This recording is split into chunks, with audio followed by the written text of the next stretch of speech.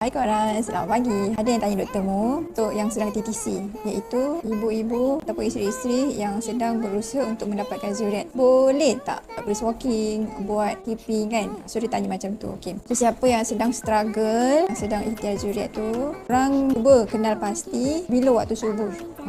Kalau kita boleh kenal pasti waktu subuh kita tu, sebelum waktu subuh, daripada period sampai waktu subuh tu, kita boleh je nak exercise, kita nak skipping boleh, kita nak buat brisk walking boleh. Tapi selepas kita dah jumpa waktu subuh, sampailah kita nak datang period nanti, yang time tu doktor pun tak advise bergerak banyak, nak lompat-lompat bintang ke, nak skipping ke, jangan.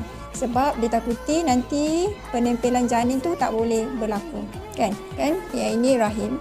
So, bila persenyawaan tu dah berlaku dekat dalam kita punya fallopian tube.